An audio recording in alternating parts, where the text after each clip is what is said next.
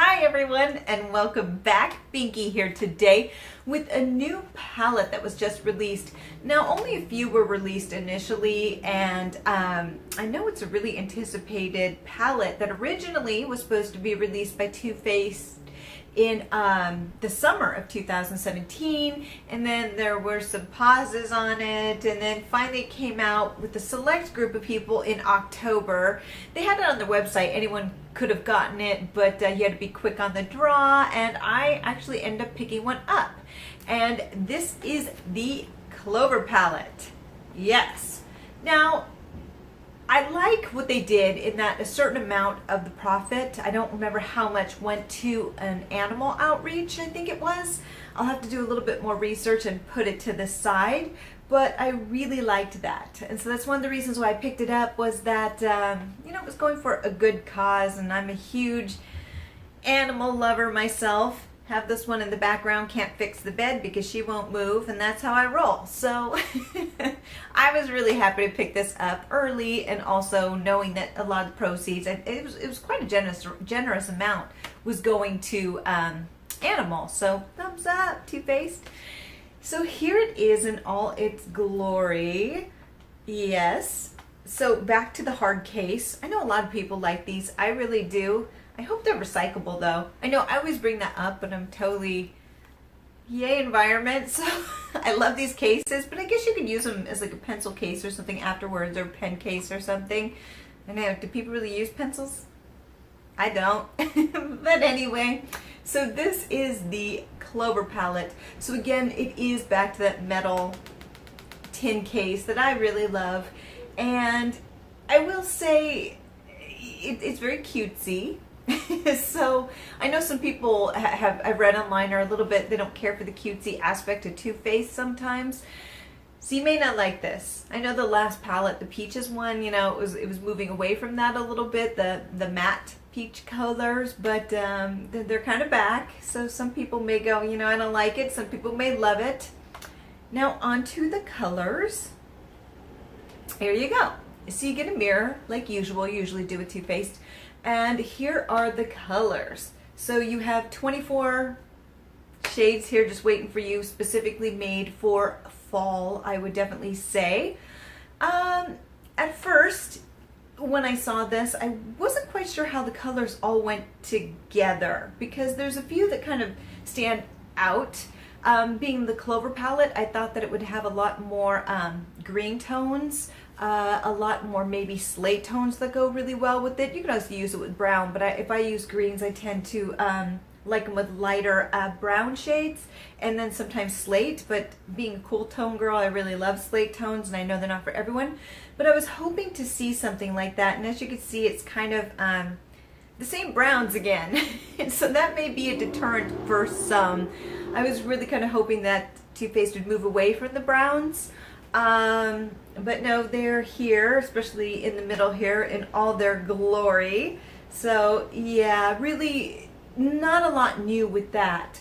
But what's interesting is that they have a couple pops of color, specifically this one here, the kind of mustard yellow here, and this color here, which I think is actually Lucky Clover. So these three that kind of come from nowhere. Even this one a little bit. It's kind of like this corner, these four corners of what? So yeah, there was a little bit of confusion with those, because I don't really feel that they necessarily fit with the color scheme of the palette. And so I did not use them as much. I used this for about a week to see how it worked on me. And I did use Lucky Clover a little bit, but for the most part, I kind of avoided those because they didn't really fit with the palette as much as I would have liked. But so what I'm going to do is I'm going to be putting swatches to the side like I always do, but I'm also going to be doing a live swatch here just so you can see how they go on, and the close-up will be to the side. So I'm starting with the first row before I go into the rest of the review, just so you can see what they look like. So that is the first four. You can see the top one, which is the white color. I will say it doesn't show up quite as well, and it's this one right here, and the reason is it is a topper.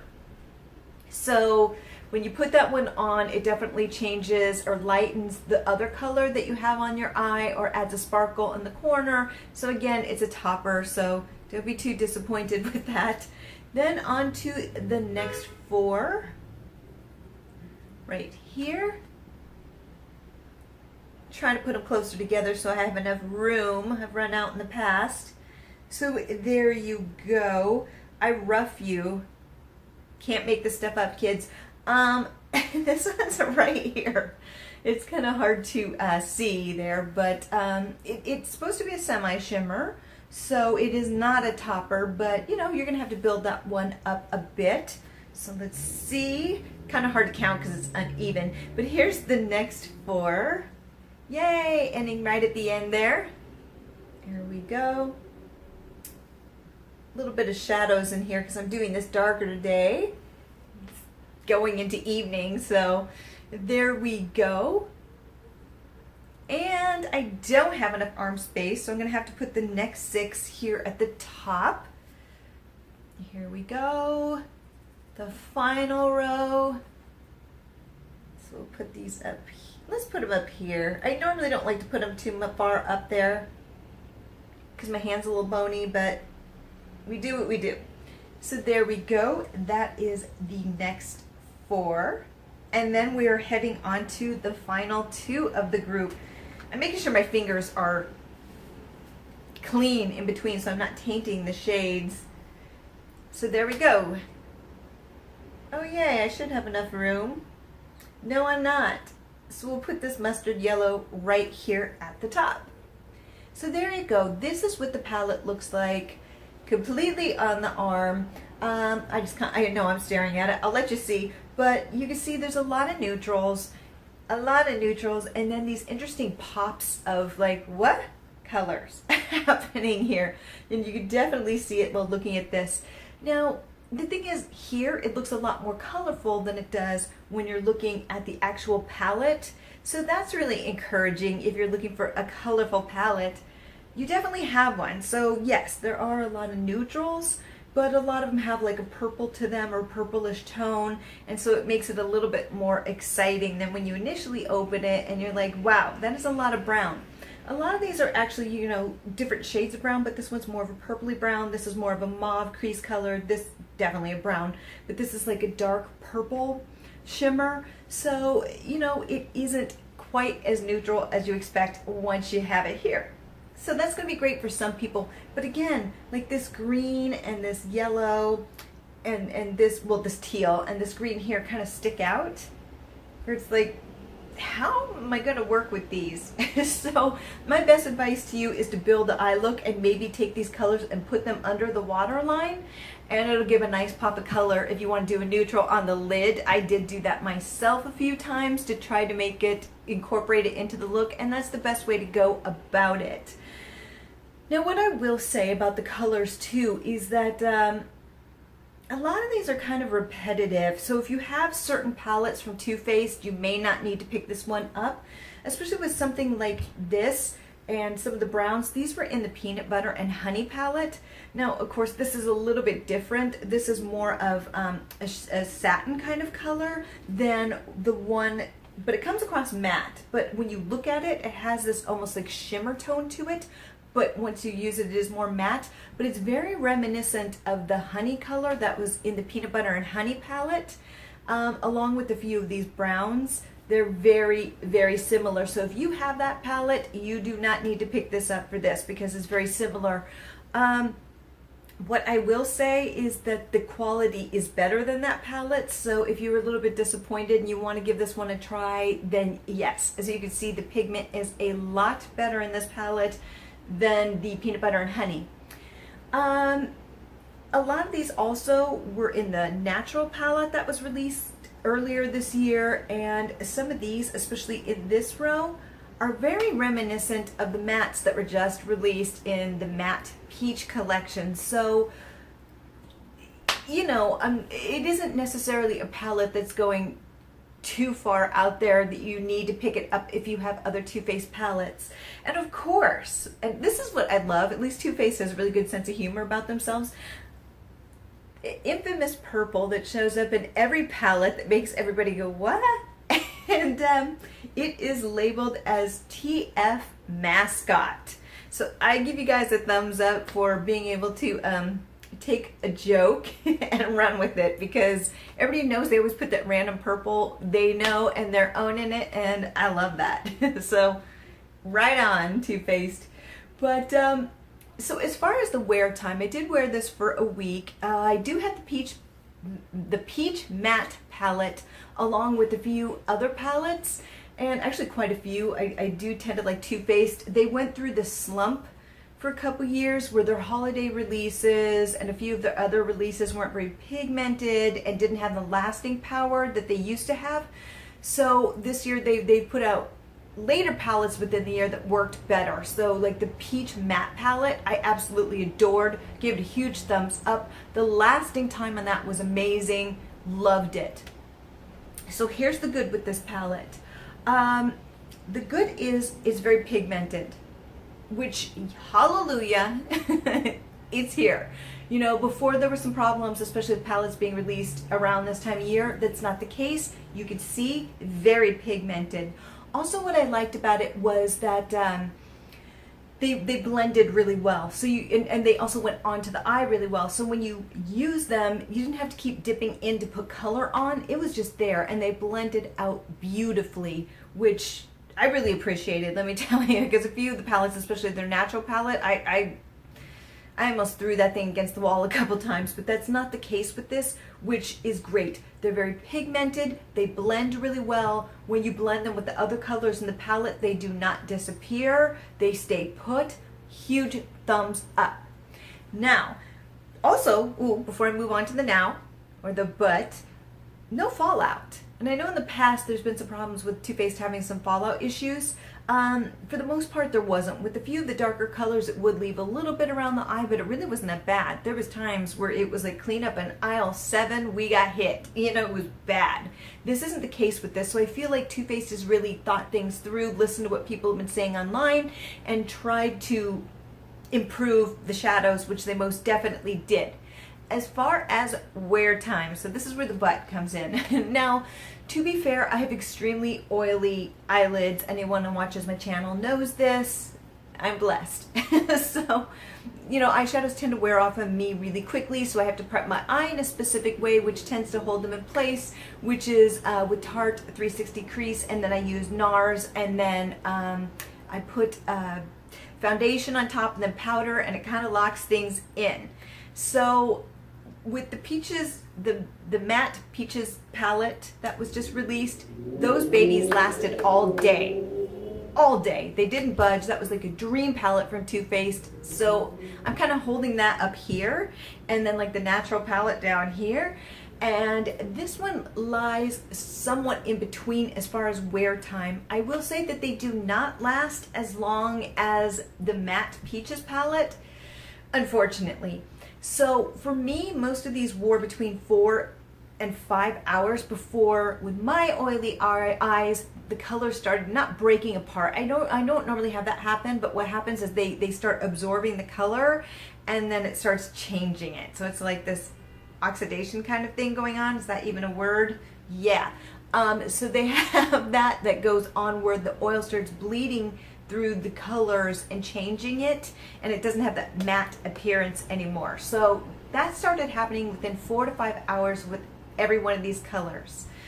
The thing is, which is interesting, is that the shades, the shimmers, they actually lasted a little bit better, which is odd, because usually the shimmers, a lot of the time the sparkles will start to disappear, and I actually felt like they stayed a lot longer and kept the true color definitely better than most of the mattes. So that was kind of a shocker for me. What I will say is, with these shimmers, you're going to have to build them up. They aren't overly shimmery. They just aren't. So those, yes, I did have to build up. I have no room. I will do it here, but you're gonna have to build them up a little bit. especially when you work them, they're not opaque. So what happens is when you put them on, you'll see that it's not covering the whole space, if that makes sense. There's kind of like spots that are left without the sparkle. So then you have to go back in and put it on over and over and over, and sometimes it still was uneven, specifically for these two. As far as the topper, I'm not a huge fan of toppers, so I'm kind of the wrong person to talk to about this. I don't see the point.